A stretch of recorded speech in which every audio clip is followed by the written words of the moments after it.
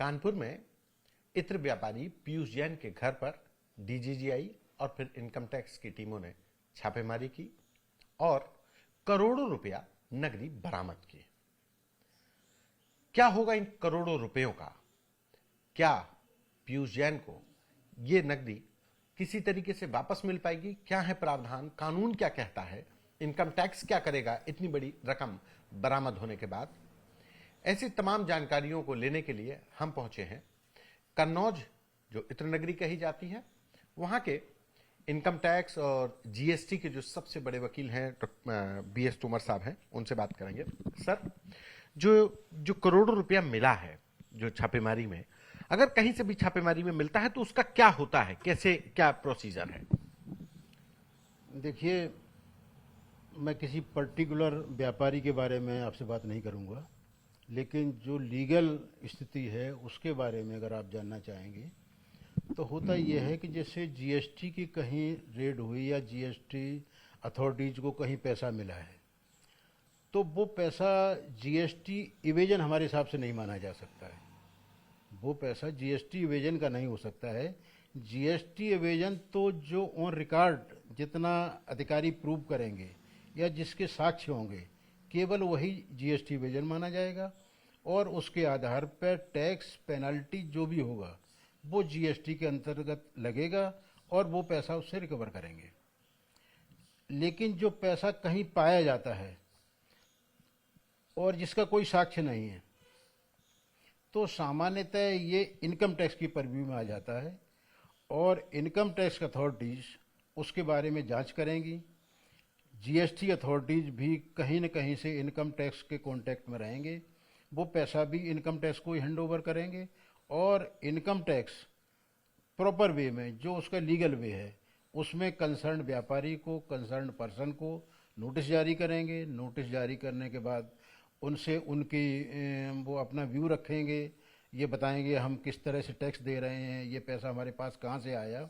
और जो पैसा व्यापारी या कोई व्यक्ति प्रूव नहीं कर पाता है तो ऐसे केस में उनका असेसमेंट होगा, वो कंसील्ड इनकम मानी जाएगी। और कंसील मतलब एक छिपी हुई इनकम, काली, जिसको कहते हैं ब्लैक मनी। हाँ, ब्लैक मनी का जो इनकम हमने दिखाई नहीं है, जो हमारी रिटर्न इनकम नहीं है या जो इनकम हमने इनकम टैक्स डिपार्टमेंट में शो नहीं की, छिपाई है जो है, तो उसके आधार पे वो टैक्स लगाएंगे, पेनल्टी लगाएंगे। 271 में पेनल्टी का प्रोविज़न है, मिनिमम 100% है, मैक्सिमम 300% है। ये अधिकारी उस केस की गंभीरता को देखते हुए, साक्ष्यों को देखते हुए, व्यापारी ने ये नोइंगली किया है, उसका कोई मेलाफाइड इंटेंशन है कि नहीं है, इन सब चीज़ों को ध्यान में रखते हुए जो इनकम टैक्स ऑफिसर्स हैं उस पर कार्रवाई करेंगे, उस पर टैक्स इम्पोज करेंगे और वो इन सब से भरपाई करेंगे उसकी। सर जी, यदि ये पाया जाता है कि व्यापारी का पैसा उसमें से ज़्यादा है, टैक्स लायबिलिटी कम आ रही है, तो एक्सेस अमाउंट व्यापारी को रिफंड कर दिया जाएगा। यदि कम है तो वो पैसा व्यापारी से रिकवर किया जाएगा। सर, एक सवाल बहुत सीधा सा कि जिस तरीके से पीयूष जैन के घर से 150 करोड़ से ज्यादा की रकम मिली, 160 करोड़ बताई जा रही है, कोई 170, इतनी बड़ी रकम, क्या कोई उम्मीद है कि ये वापस भी हो सकती है? इसको कैसे देखते हैं लीगली? ये मतलब काली कमाई कही जाएगी या अभी कुछ इसमें इन्वेस्टिगेशन होना बाकी होगा?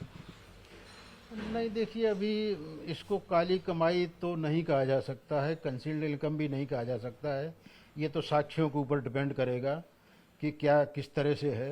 मान लीजिए भी अभी क्या हुआ है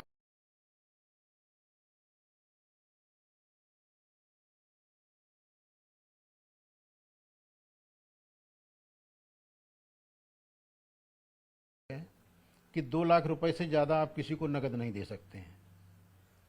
तो अगर हम ये कहते हैं कि किसी व्यापारी का हमारे पास 5 लाख रुपया है तो लीगली वो नहीं हो सकता है।